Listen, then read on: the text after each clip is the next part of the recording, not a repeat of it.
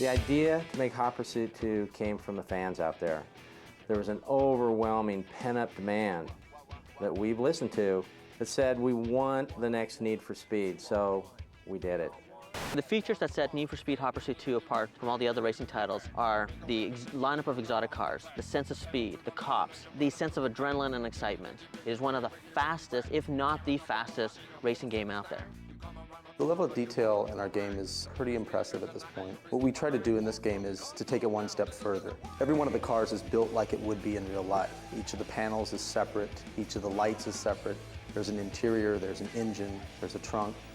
The way we created the cars is probably the most basic of modeling techniques. We would take 4 planes and map each plane with a side, top, back, and front view.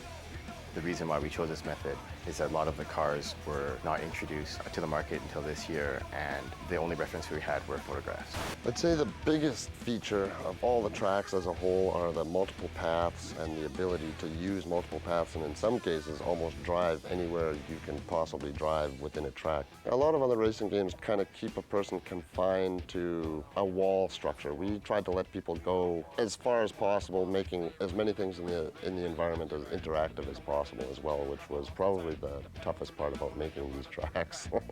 Traditionally, Need for Speed has had more open road environments versus closed road or circuit type environments. But this actually gives us a lot of freedom to add shortcuts, to add jumps.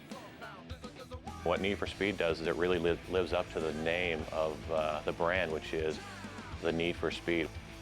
One of the new things that we created for Hot Pursuit 2 this year was event trees, and instead of just having a bunch of tracks that you can go to and race different cars in different classes, what we really tried to do is give you different events with different varieties of cars and classes and different challenges.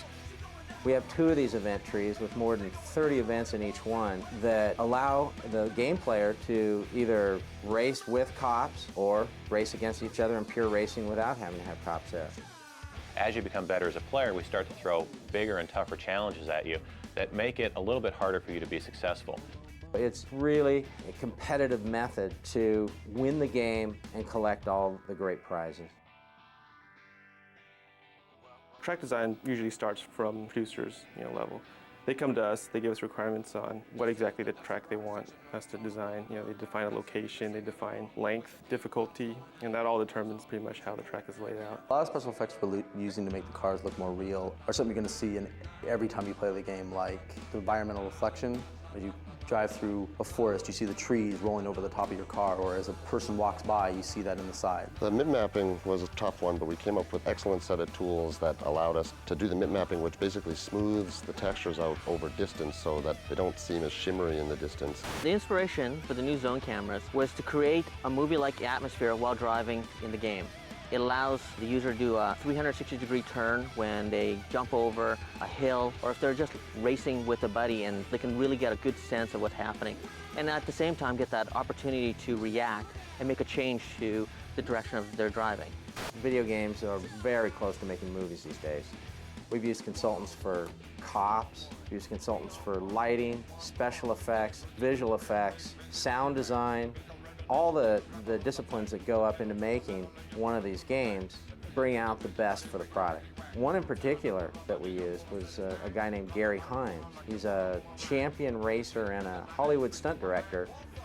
He came in and helped us out with a lot of the different camera angles, but also one of the most significant areas he helped us out with is the racing aspect. He took us through Racing 101, showed us the proper speed lines, showed us the complementary lines, allowed us to set up the AI, the drafting, all the elements that go into open road racing.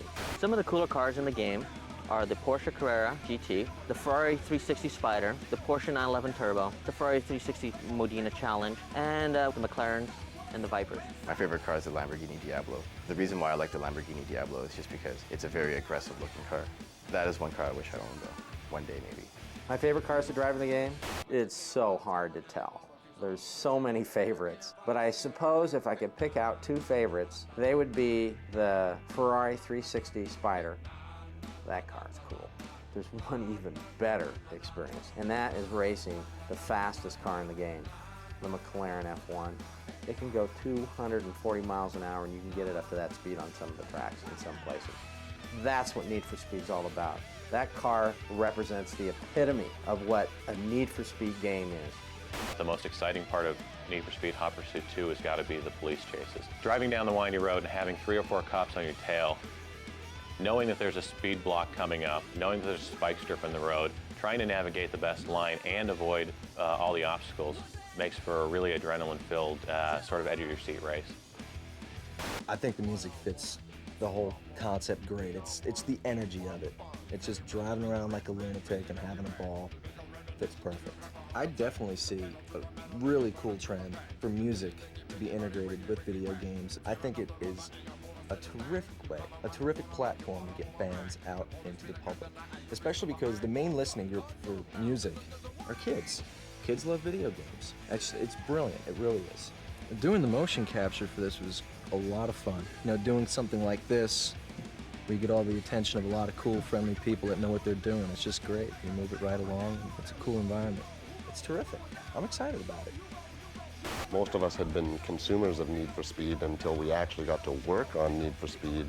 So we got to take the Need for Speed we got to take it to the level that we wanted to take it to, being consumers of the product.